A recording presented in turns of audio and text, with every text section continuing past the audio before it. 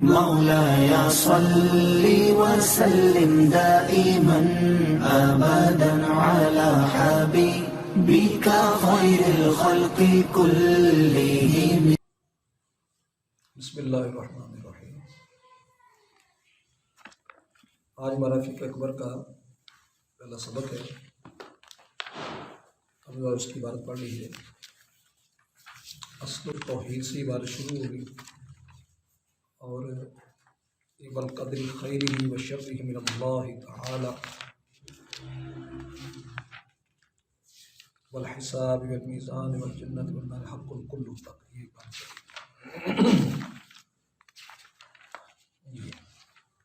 بسم اللہ الرحمن الرحیم۔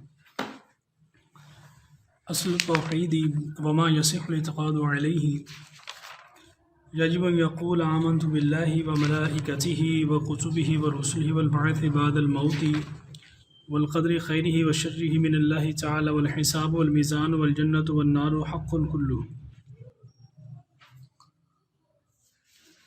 اصولی طور پر تو یہ والقدر خیرہ وشرہ من اللہ تعالی تک ہوگا، آگے اگر موقع ملا تو آگے چلیں گے، ورنہ درس اول یہیں تک ہے۔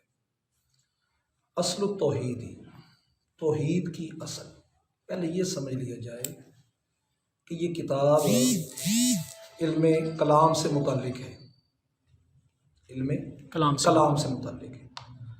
اب علم کلام کیا ہوتا ہے؟ علم کلام اس حوالے سے دو چیزیں سامنے آتی ہیں، ایک علم کلام ہے متقدمین کا اور ایک ہے علم کلام متاخرین کا، یعنی یہ تقسیم اس کی حقیقت کو واضح کرے گی کہ متقدمین کے نزدیک علم کلام کا مطلب تھا کہ اللہ تعالیٰ کی ذات، صفات، نبوت، رسالت، یعنی جتنے بھی عقائد سے متعلق ہے، چاہے وہ ضروریات دین سے ہوں، چاہے وہ ضروریات عقائد اہل سنت سے ہوں، چاہے وہ مسائل مختلفہ سے۔ عقائد کے چونکہ تین درجے ہیں، پہلا درجہ ضروریات دین کا ہے، اس کا منکر کافر ہوتا ہے، دوسرا درجہ عقائد اہل سنت کا ہے، اس کا منکر گمراہ ہے، اور تیسرا درجہ مسائل مختلفہ کا ہے، اس کا منکر نہ کافر ہے نہ گمراہ ہے۔ البتہ امام اہل سنت نے فتاوی رضویہ کے اندر اس کی آگے دو قسمیں کی ہیں کہ اگر وہ مسئلہ ایسے ہے کہ جانب مخالف کا لحاظ بھی ہے تو اس وقت اس کو ثابتات محکمہ سے تعبیر کیا جاتا ہے، اور اگر جانب مخالف کا لحاظ نہیں ہے تو پھر اسے ظنیات محتملہ سے تعبیر کیا جاتا ہے۔ تاہم اس میں اتنا کہہ سکتے ہیں اسم و خطا ہے، گناہ ہو سکتا ہے، خطا بار ہو سکتا ہے، لیکن اس بندے کو کافر یا گمراہ نہیں کہہ سکتے۔ فتاوی رضویہ کی 29ویں جلد، اللہ تعالیٰ علیہ رحمٰن اس والے سے تفصیلی کلام فرمایا۔ آپ نے اس والے سے کہا ہے کہ عقائد کے جو تینوں درجے ہیں اس کی مثال کو یوں سمجھ لیا جائے کہ واقعہ معراج، اس کا قرآن سے ثبوت ہے، مسجد حرام سے مسجد اقصی تک، یہ عقیدے کا پہلا درجہ ہے جسے ضروریات دین کہیں گے، اور ضروریات دین کا منکر کافر ہوتا ہے۔ لہذا جو مسجد حرام سے مسجد اقصی تک کا منکر ہو اسے ہم کافر کہیں، کیونکہ وہ قرآن کی نصوص کا منکر ہے۔ اور اگر مسجد اقصی سے آگے جسے بیت المقدس تک کا سفر آتا ہے، وہ اگر اس کا منکر ہو جائے تو اسے ہم گمراہ کہیں گے، کافر نہیں کہیں گے، کیونکہ اخبار احاد سے اس کا ثبوت ہے، اور بلکہ احادیث مشہورہ سے بھی اس کا یہ ثبوت ملتا ہے، اور اس کے بعض مراتب کا اخبار احاد سے ہے، تو اس اعتبار سے اس کے منکر کو گمراہ تو کہہ سکتے ہیں لیکن کافر نہیں کہہ سکتے۔ جو بیت المقدس سے آگے اور سدرۃ المنتہا کا، مسجد حرام سے مسجد اقصی تک کا جو سفر ہے، اس کا جو منکر ہے وہ کافر ہے، کیونکہ وہ ضروریات دین کا منکر ہے۔ اور مسجد اقصی سے سدرۃ المنتہا کا جو منکر ہے وہ گمراہ ہے، اور سدرۃ المنتہا سے آگے کا جو منکر ہے وہ کہتا میں نہیں مانتا، تو اس کو ہم نہ کافر کہیں گے نہ گمراہ کہیں گے۔ اللہ حضرت میں فرماتے ہیں کہ بھئی اس کا معاملہ اسم و خطا پر ہو سکتا ہے، اگر کچھ کا ثبوت احادیث سے مل رہا ہے، اشارہ مل رہا ہے، اور اس کے جامع مخالف کا پہلو بھی موجود ہے، تو اس کو ہم صرف خطا بار کہہ سکتے ہیں، گناہ گار سا کہہ سکتے ہیں، کافر و گمراہ نہیں کہہ سکتے۔ اور اس سے اوپر کی بلندیوں کی کیفیات کا اگر کوئی منکر ہو جائے کہ عرش معلیٰ پر حضور صلی اللہ علیہ وسلم جوڑے سمیت گئے ہیں یا نہیں گئے، یہ مسئلہ کہ عقائد سے ہے ہی نہیں، اس کے اوپر باقاعدہ دو گروہ بنے ہوں اور لڑائی جھگڑے کا پورا ماحول بنا ہو کہ جناب یہ حضور صلی اللہ علیہ وسلم عرش کے اوپر جو ہے وہ جوڑے سمیت گئے ہیں، جس کو مانا جائے، جو نہیں مانتا وہ کافر ہوگا یا گستاخ ہوگا، انتہائی جہالت ہے۔ بھئی اس کا تعلق نہ ضروریات دین سے ہے، نہ ضروریات عقائد اہل سنت سے ہے، یہ تیسرے درجے کا مسئلہ ہے، اور تیسرے درجے کے اندر بھی دو قسموں میں سے دوسری قسم کا ہے۔ کو ماننے تب بھی ٹھیک ہے، تفسیر البیان کے اندر اس کا ثبوت کا پیش کیا گیا، ٹھیک ہے، دیگر ہمارے جو مشائخ ہیں انہوں نے اس کا انکار کیا، ٹھیک ہے، یعنی ہر اعتبار سے کوئی نہ کوئی وجود کچھ نہ کچھ جمانا ہی آ رہا ہے، تو اس کو نہ کافر کہیں گے، نہ گمراہ کہیں گے، نہ خطاوار کہیں گے۔ یہ علم کلام تھا جو متقدمین قرآن و حدیث سے جو عقائد ملتے تھے، اس کی جو گفتگو کرتے تھے، اسے کہتے تھے متقدمین کا علم کلام۔ یعنی پھر علم کلام کا مطلب یہ ہوا کہ جس کے اندر اللہ تعالیٰ کی ذات، صفات، نبیوں کی نبوت، رسالت اور جنت و دوزخ کے حوالے سے گفتگو کی جائے، عقیدے کے مسائل پر جو گفتگو ہوتی ہے اسے علم کلام کہتے ہیں۔ لیکن فرق یہ ہے کہ متقدمین کے نزدیک جو علم کلام ہے وہ فلسفے کی عمیدت سے خالی تھا، اس میں فلسفہ یونانی نہیں تھا، جبکہ متاخرین جو تھے ان کے جو علم کلام تھا اس کے اندر فلسفے کی آمیزش ہو گئی تھی۔ وہ بھی ایک خاص مجبوری بنی، اس کی ایک بیک گراؤنڈ ہے کہ فلسفے کی آمیزش کیوں ہوئی، وہ بھی ایک خاص وجہ بنی کہ عرب سے پہلے یونان میں تھا، پھر اس کو عرب کے زبان میں لے کر آئے، اس کا ترجمے کیا گیا فلسفے کو۔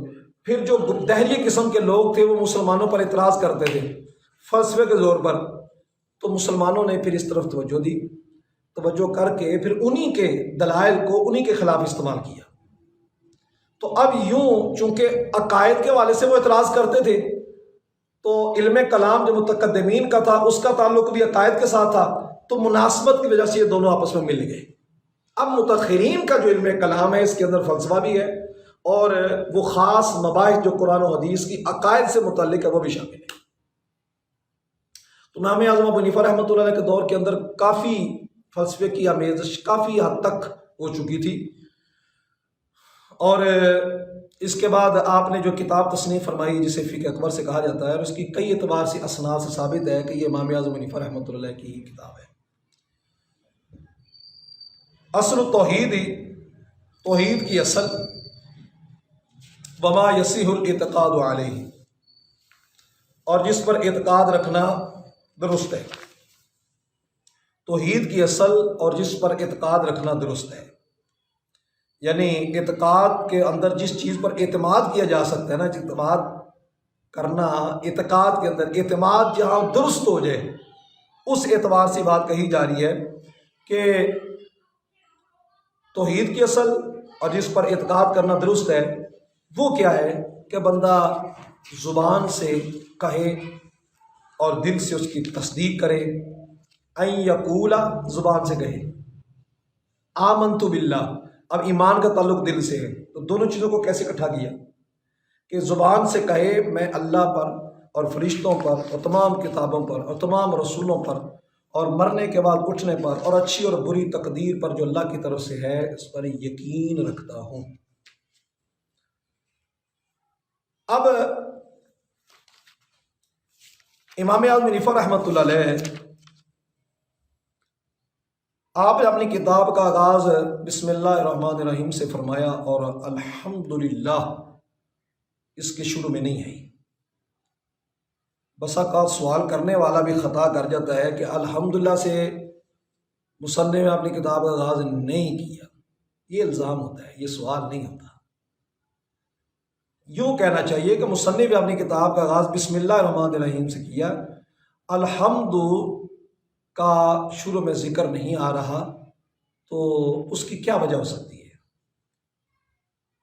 الحمدللہ لکھنے میں وہ نہیں پائی گئی تو اس کی کیا وجہ ہو سکتی ہے؟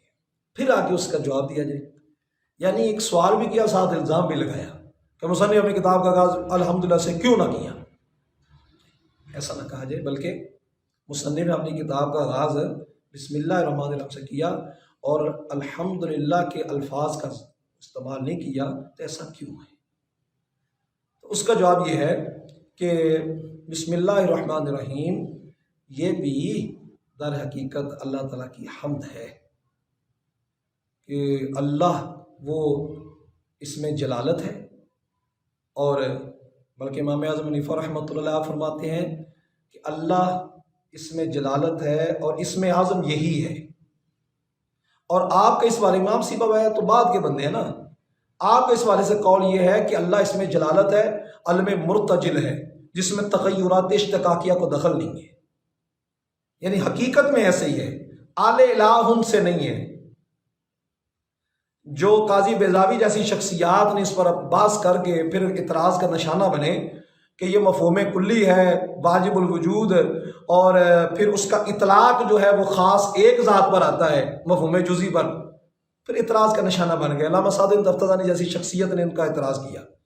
تو امام اعظم حنیفہ رحمۃ اللہ علیہ آپ نے شروع سے اس والے سے یہ ارشاد فرمایا کہ یہ اللہ اس میں جلالت علم مرتجل ہے جس میں تغیرات اشتقاقیہ کو دخل نہیں ہے. تو اللہ تعالیٰ کی یوں تعریف کرنا کہ اللہ علم الذات الواجب الوجود، اللہ علم ہے ذات واجب الوجود کا جو جمیع صفات کمال کی جامع ہے، تو اس کے لیے لفظ اللہ کا ذکر کر دیا. پھر الرحمن الرحیم صفات مشبہ کے یہ صیغے استعمال بولے جائیں یا اس کو مبالغے کے صیغے بولے جائیں، اور رحمان اور رحیم کا بیان ہو، دنیا اور آخرت کے اعتبار سے رحمت کا ذکر ہو، یا اس اعتبار سے ہو کہ بھی کافروں کے لیے بھی رحمت کی ان کو اللہ رزق دے رہا ہے. دنیا کے اندر رزق جو کافروں کو ملا، بے فرمانی کرتے ہیں، نافرمانی کرنے کے باوجود بھی روزی مل رہی ہے. اور رحیم کا اطلاق خاص مومنوں کے لیے. تو اس طرح کی جتنی بھی باتیں وہ ساری اللہ کی حمد ہی تو کی جا رہی ہے. سو بسم اللہ الرحمن الرحیم کے اندر بھی حمد موجود ہے. لہذا وہ جو حدیث پاک ہے کل امر ذی بال لم یبدا بحمد اللہ فوقت عجزم، کہ ہر وہ عزت والا کام جس کی ابتدا اللہ کی حمد سے نہ کی جائے وہ بے برکتہ رہتا ہے. تو بھئی الحمد جو ہے اس کے لیے لفظ الحمدللہ کو بولنا ضروری نہیں ہے، بلکہ اس کا مفہوم ادا کرنے والے جو بھی کلمات ہوں اس سے وہ کی جا سکتی ہے. اور امام اعظم حنیفہ رحمۃ اللہ علیہ کا تو موقف ہی یہ ہے، جس طرح آپ نے فرمایا کہ نماز کی ابتدا اللہ تبارک و تعالیٰ کی بڑائی سی ہوتی ہے، لہذا اس کے لیے اللہ اکبر کا لفظ بولے تب بھی نماز شروع، اللہ اعظم کا لفظ بولے تب بھی نماز شروع، اللہ اجل کا لفظ بولے تب بھی نماز شروع. یعنی آپ مفہوم اور مقصد کو بڑا پیش نظر رکھتے تھے، اور اسی واسطے مسائل کی علتوں کو دریافت کرنا اور اسباب کے لحاظ سے گفتگو کرنا، ان کی شرائط کا لحاظ کرنا، یہ سارا امام اعظم حنیفہ رحمۃ اللہ علیہ سے پھوٹتا ہے. تو اس واسطے جب آپ کے یہ موقف میں یہ بات ثابت ہے کہ آپ مقصد کو اور الفاظ کے اندر جو مراد ہے اس کو پیش نظر رکھتے ہیں، تو اس وجہ سے آپ نے اس بات کو واضح کرنے کے لیے بسم اللہ الرحمن الرحیم سے ادا کیا، تاکہ کتاب پڑھنے والے کو پتہ چل جائے کہ یہاں حمد بھی ہے.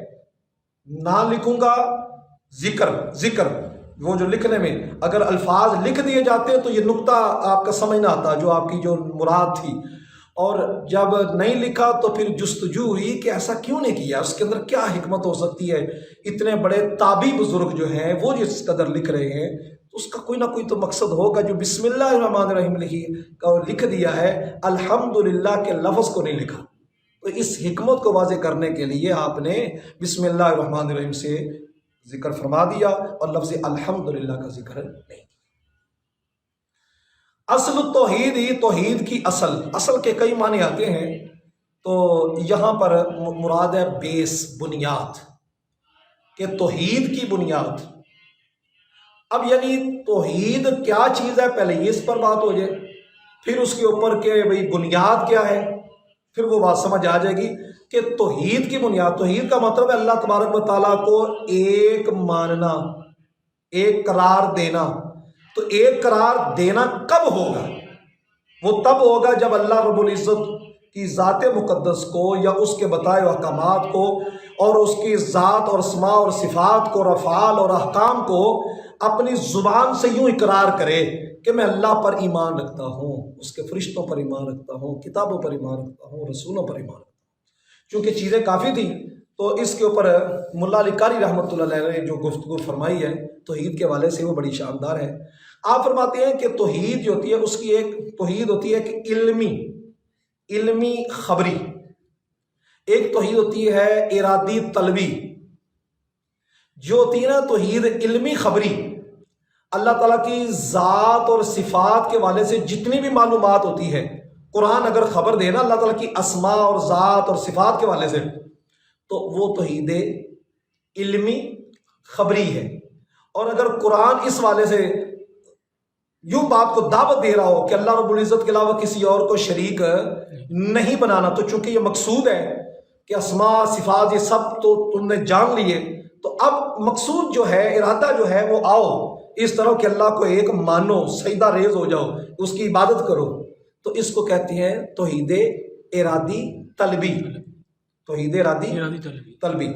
اب ہو گیا کہ اللہ رب العزت چونکہ ایک مان لیا، اس کو اسماء صفات سے سمجھ لیا، جان لیا، علمی خبری، قرآن نے خبر دی، اس نے جان لیا۔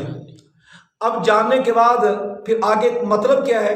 یہ جو ارادہ ہے، جو مقصود ہے، جو مطلوب ہے، وہ یہ ہے کہ اللہ رب العزت کی دعوت جو پکارنا ہے، قرآن دعوت دے رہا ہے کہ اللہ رب العزت کو پوجو، ایک سمجھ کر، وحدہ لا شریک سمجھ کر، جان کر اللہ کی عبادت کرے۔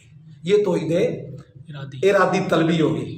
اور اب ارادی طلبی کے بعد جو اللہ حکم دے رہا ہے، امر نہیں، اللہ کا جو حکم آتا ہے، نماز قائم کرو، لا تقربوا الفواحش، برائیوں کے قریب نہ جاؤ، زکوٰۃ ادا کرو، حقوق نہ مارو، یہ ساری جو باتیں ارشاد فرماتا ہے، تو اللہ رب العزت کے یہ جو احکامات ہیں، امر و نہیں، یہ بھی توحید ہے، لیکن اس کو توحید کے حقوق کہتے ہیں۔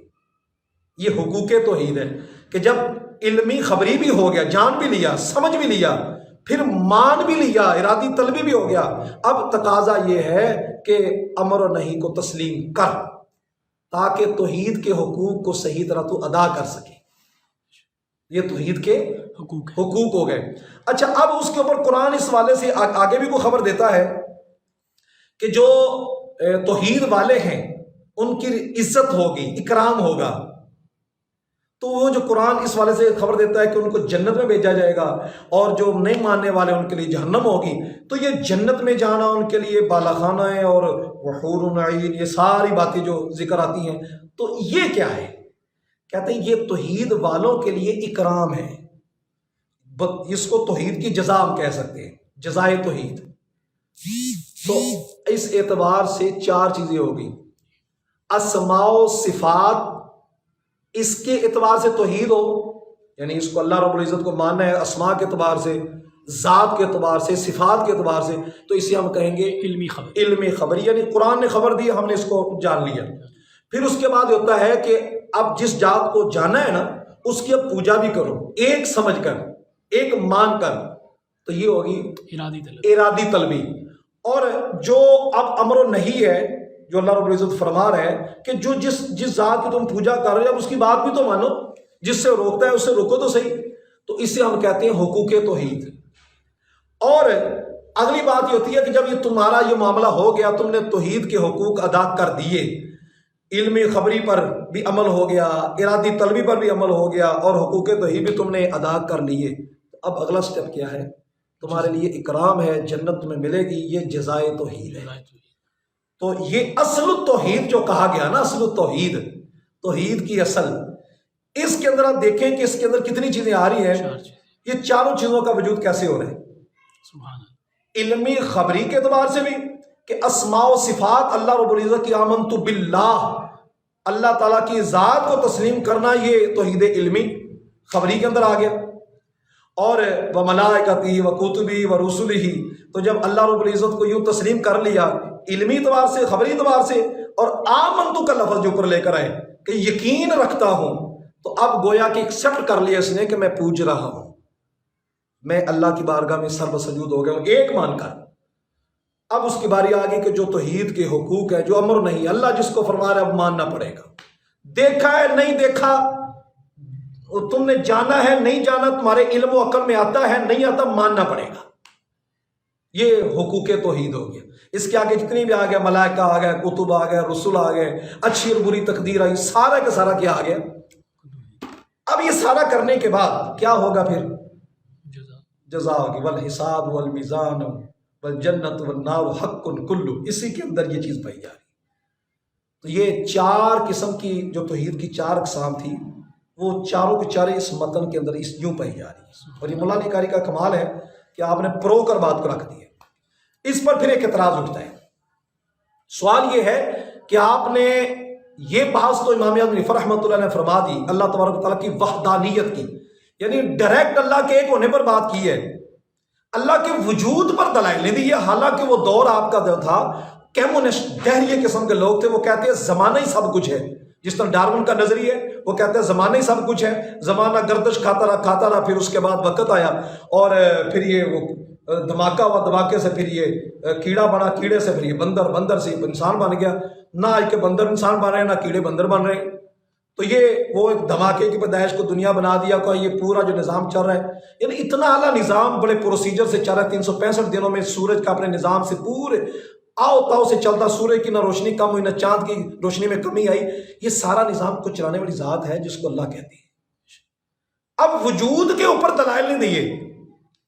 تو اس بارے میں محققین نے فرمایا کہ امام اعظم حنیفہ رحمۃ اللہ علیہ نے آپ نے وجود پر دلائل اس لیے نہیں دیے کہ ساری زندگی تو دلائل دے کر کمیونسٹ دہریوں کو اس طرح ذلیل و رسوا کر دیا کہ ہر مسلمان کے دماغ کے اندر یہ بات راسخ ہو چکی کہ وجود ہے.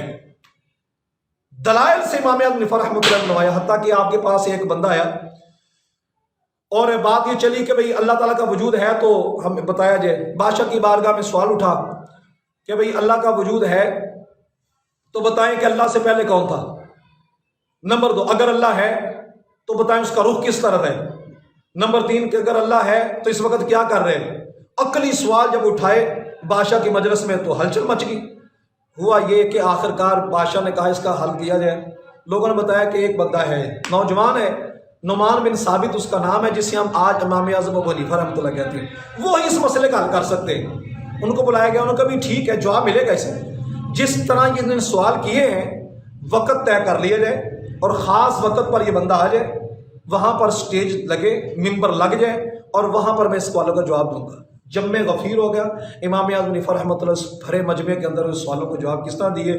آپ نے اس بندے کو کہا پہلے سوالوں کو دوہرا. 3 سوال کھڑے ہو کر اس نے ممبر کی تیسری سیڑھی پر کھڑے یہ کیے کہ اگر اللہ ہے تو اس سے پہلے کون، اگر اللہ ہے تو اس کا رخ کس طرف ہے، اور اگر اللہ ہے تو اس وقت کیا کر رہے ہیں. آپ نے فرمایا سوالوں کا تم نے سوال تو کر لیے جی، کر لیے. فرمایا اب نیچے آ جائے. نیچے لائے امام اعظم ابو حنیفہ رحمۃ اللہ تعالی علیہ سراج الامہ. آپ پھر اوپر تشریف لے گئے، سیڑھیوں پر چڑھے، تیسری سیڑھی پر قدم رکھا. آپ نے فرمایا پہلا سوال دوہرا. اس نے کہا جی اگر اللہ تعالیٰ ہے تو اس سے پہلے کون ہے. آپ نے فرمایا گنتی آتی ہے؟ جی آتی ہے. فرمایا تقاضا تمہارا سوال کا یہ کہ میں بتاؤں کہ اس سے پہلے کون ہے، تو پہلے ذرا گنتی تو پڑھ لو نا تاکہ تمہیں سمجھ آ جائے کہ تم کس لیول کا سوال کر رہے ہو. اس نے گنتی شروع کی، 1 2 3 4 5 6 7 8 9 10. فرمایا بس اب بیک آ جاؤ. اپنے اس میں بیک آنا شروع ہو گیا. 10 9 8 7 6 5 4 3 2 1 آیا. اب میں اوپر چل، کہتا اس کے اوپر عدد نہیں ہے. فرمایا عدد نہیں تو جانا پڑے گا اس کے اوپر. کہتے اس کے اوپر تو ہے ہی کوئی نہیں. فرمایا دنیا کے اعداد میں سے ایک عدد ایسا ہے، واحد الواحد عدد ایسا ہے کہ جس سے اوپر تیری سکت نہیں ہے، تیرا علم نہیں ہے کہ تو جا نہیں سکتا. اللہ وحدہ لا شریک، مخلوق نہیں خالق ہے، قدیم ہے. اس ذات کے بارے میں ہمارا عقیدہ ہے کہ وہ ایک ہے، اور جب وہ ایک ہے تو اس سے اوپر کیسے جا سکتا ہے. گنتی کے بارے میں فیصلہ تیرا ختم ہو گیا کہ اس سے اوپر کوئی نہیں. تو پھر اللہ وحدہ لا شریک وہ ایک ہے، اس سے اوپر کوئی نہیں ہے. دوسرا سوال جی اللہ کا رخ کس طرف ہے. وہ کہنے لگا جی میں رخ بتایا جائے. آپ نے فرمایا کہ دیا جلایا جائے. دیا جلایا گیا. آپ نے روشنی اس کی ہر طرف. فرمایا اس کی روشنی کا مجھے تعین کر کے بتا دے کہ اس کی روشنی کا رخ کس طرف ہے. وہ کہتا یہ سارے طرف ہے. کہا یہ مخلوق کی بات ہے، اللہ نور مطلق ہے، اس کی روشنی کا تم اندازہ ہی نہیں کر سکتے۔ موسیٰ علیہ السلام جو تھے وہ ایک جھلک سے بے ہوش ہو گئے۔ تیسرا سوال اچھا جی وہ ہر طرف سے لان تان شروع ہوگی، بھی تجھے جواب مل رہے ہیں اور تو شرم نہیں آتی تجھے؟ اچھا جی تیسرا سوال، اللہ اس وقت کر کیا رہے ہیں؟ امام اعظم حنیفہ رحمۃ اللہ نے فرمایا کرنا کیا ہے؟ اور تجھے سیڑھیوں سے نیچے اتار کر ذلیل کر رہا ہے، مجھے سیڑھیوں کے اوپر رکھ کر مسلمانوں کو عزت دے رہے ہیں، سبحان اللہ۔ اس کے علاوہ اور کیا چاہیے؟ تو امام اعظم حنیفہ رحمۃ اللہ نے بڑے دلائل، اور بھی بڑے آپ کے واقعات ہیں، دلائل سے ثابت کر دیا کہ اللہ تعالیٰ کا وجود ہے، اور اس وقت کے لوگوں کے ذہنوں میں اثر ہو چکا تھا کہ اللہ تعالیٰ کا وجود ہے۔ اس واسطے آپ نے وجود پر بحث نہیں کی، بحث کی ہے تو اللہ کی توحید پر بات کی ہے، تاکہ وجود تو سبھی جانتے ہیں، یعنی اس کو درجہ عدم میں رکھتے ہوئے کہ یہ تو درجہ شہود میں ہے، اس کو سبھی سمجھتے ہیں۔ اب حقیقت یہ ہے کہ اللہ تعالیٰ کی توحید کو سمجھا جائے جو مسلمانوں سے متعلق ہے۔ اس کے آگے ایک سوال یہ اٹھتا ہے کہ آپ نے جو ترتیب رکھی ہے اس ترتیب کے اندر ملائکہ کا ذکر پہلے اور کتابوں اور رسولوں کا ذکر بعد میں کیا ہے، حالانکہ رسولوں اور کتابوں، رسول سے بڑھ کر درجہ کتابوں کا ہے، کتابوں سے بڑھ کر درجہ وہ اللہ تعالیٰ کی ذات کا آتا ہے، اور کتابیں جو اللہ تعالیٰ کی وہ کلام ہے، صفت ہے، اور صفت ظاہر اللہ تعالیٰ کے اعتبار سے وہ قدیم ہے، کہ یہاں پر ملائکہ کا ذکر مقدم کر دیا، حالانکہ ملائکہ کا ذکر بعد میں ہونا چاہیے تھا، ان کا مرتبہ کم ہے، رسولوں کا کتابوں کا مرتبہ زیادہ ہے۔ تو اس والے سے محدث ملا علی قاری رحمۃ اللہ علیہ نے اس کا جواب یہ ارشاد فرمایا کہ یہ ترتیب فضیلت کے اعتبار سے نہیں ہے، بلکہ اس اعتبار سے ہے کہ ملائکہ کلام لیتے ہیں، تو ملائکہ لانے والے، جس چیز کو لانے والے وہ کتابیں ہیں، جس تک پہنچانے والے وہ رسول ہیں، تو ترتیب یہ ہے۔ ورنہ بالاجماع اللہ تعالیٰ کی جو اتاری ہوئی کتابیں ہیں حقیقت کے اعتبار سے وہ اللہ کا کلام ہے، اور اللہ کا کلام اصلی ہوتا ہے وہ رسولوں سے بھی اعلیٰ ہے، فرشتوں سے بھی اعلیٰ ہے۔ اب اس کے بعد مرنے کے بعد اٹھنا، اس کے بارے میں تصور کیا ہے کہ مرنے کے بعد اٹھنا برحق ہے؟ ایک عقیدہ چلتا ہے ہندو مت کے اندر تناسخ کا۔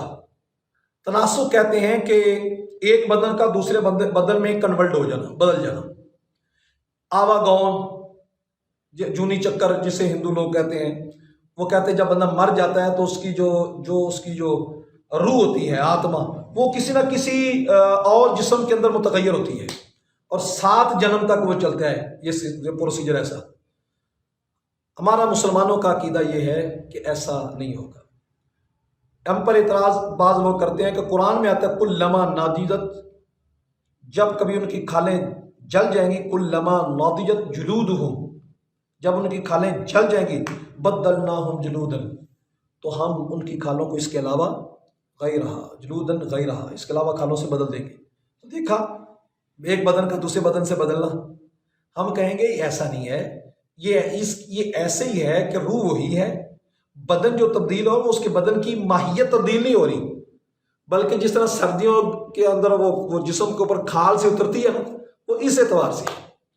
اور انسان جب مرتا ہے تو اس کے اللہ تبارک و تعالیٰ نے عجب وہ ایک رکھا ہوتا ہے، عجب الذنب کا لفظ بولتے ہیں، عجب الذنب، وہ ایک ریڑھ کی ہڈی کے اندر آخر میں جا کر ایک چھوٹا ایسا ذرہ ہوتا ہے، یہ دیکھا تو نہیں جا سکتا، نہ وہ جلتا ہے، نہ گلتا ہے، نہ پگھلتا ہے، محفوظ رکھتا ہے اللہ تبارک و تعالیٰ، اسی سے انسان کو دوبارہ زندہ فرمائے گا، یعنی ہر ایک کا ڈی این اے اس میں موجود ہوتا ہے، وہیں سے اس انسان کو دوبارہ اٹھا لیا جاتا ہے، اجزائے اصلیہ وہ باقی رہتی ہیں، اللہ رب العزت اسی سے اس کو اٹھا دیتے ہیں۔ بچہ چھوٹا ہو تو اس کو کہیں کہ یہ انسان نہیں ہے، جب بڑا ہو جائے تو کہیں اب یہ انسان بدل گئے۔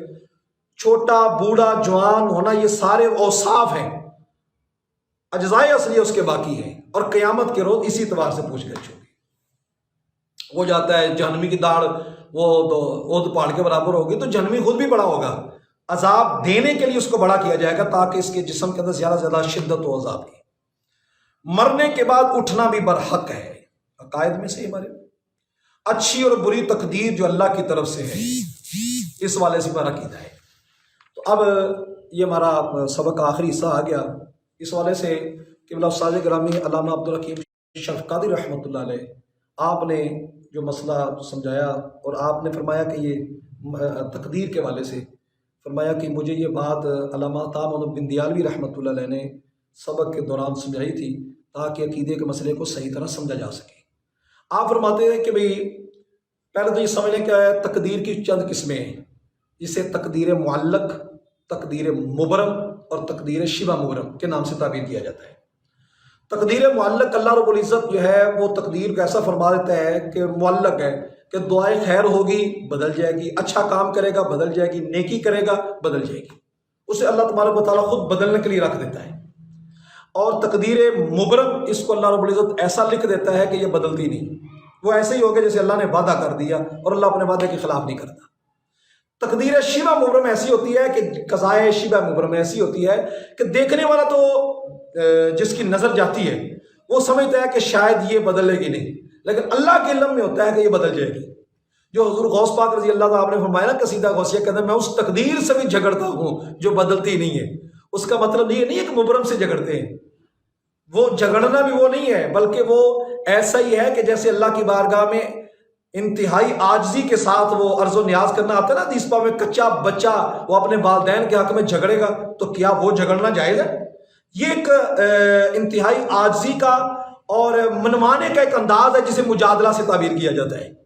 تو حضور غوث پاک فرماتے ہیں کہ میں اللہ رب العزت کے بار میں وہ جھگڑوں گا، وہ کس انداز سے ہوں گے کہ اپنے ماننے والوں کے ساتھ کس طرح محبت کا انداز رکھ رہا ہے کہ میں اس کے لیے جھگڑوں گا جو تقدیر نہیں بدلتی، وہ در حقیقت شبہ مبرم ہے، اور اس پر عام ولی کی نگاہ نہیں جاتی، جس کی نگاہ جاتی ہے وہ مقام قطب الارشاد یا مقام قطب الارشاد سے عکس پر فیض لیے بیٹھا ہوتا ہے، اور حضور غوث پاک رضی اللہ تعالیٰ اس وقت مقام قطب الارشاد پر فائز ہے، اور جو اس کے عکس پر آپ کے مقام قطب الارشاد پر فائز ہیں ان کی نگاہ جاتی ہے، وہ اللہ رب العزت بارگاہ میں دعا کرتے ہیں، اللہ رب العزت بدل دیتے ہیں۔ بندہ نہیں بدلتا، اللہ کا ولی نہیں بدلتا، بدلنے والی ذات اللہ ہے۔ آگے اس کی اصطلاحات ہیں کہ وہ کس انداز سے بدلاتے ہیں، کوئی سجدے میں پڑھ کے بدلوا رہے ہوتے ہیں، دعائیں کر رہے ہوتے ہیں، کوئی ہاتھ اٹھا کر دعائیں کر رہے ہوتے ہیں، کوئی اپنے رو کر انداز بتا رہے ہوتے ہیں، کوئی یعنی ہر ایک انداز ہے۔ تو اس کا مطلب یہ نہیں کہ وہ اس نے بدلا ہے، بدلنے والی ذات اللہ ہے، اور یہ صرف دعائیں کر کے عجز و انکساری کے ساتھ جو ہے وہ ایک پیشی کر رہے ہوتے ہیں کہ مولا مہربانی فرما دے، بندہ جو ہمارے پاس آیا ہے تو ہم تیرے بندے ہیں، تو مہربانی فرما دے، اللہ بدل دیتے ہیں۔ تو خام خواہ اس کو ایک کفر شرک کے اندر لے جانا، یہ ایک میرے خیال سے مسلمانوں پر زیادتی ہے۔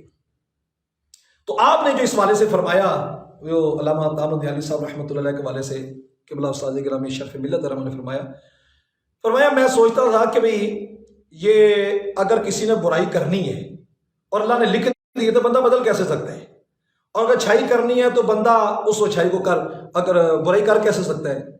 جب اللہ نے لکھ دیا ہے تو پھر ہم بدل کیسے سکتے ہیں؟ ہم تو مجبور محض ہو گئے، وہی جبریہ والا عقیدہ آ گیا۔ تو کہتے ہیں کہ واللہ استاد گرامی نے اس والے سے فرمایا کہ پہلی کتابوں کے اندر ایک بات بطور واقعے کی لکھی ہے کہ ایک نجومی تھا، اس کے بارے میں مشہور تھا کہ وہ جیسے کہتا ہے نا ویسے ہی ہو جاتا ہے۔ کہتے بادشاہ نے اس کو بلا لیا، اس نے کہا بھی تیرے بارے سنا ہے کہ تو جیسے کہتا ہے ویسے ہی ہو جاتا ہے، بتا میں یہاں سے اٹھ کر کہاں جاؤں گا؟ وزیر کھڑے ہیں، تلواریں ننگی اس کو نظر آ رہی ہیں، اگر تو نے صحیح بتایا تو تیری گردن بخش دیں گے، اگر نہیں تو تجھے ابھی قتل کر دیں گے۔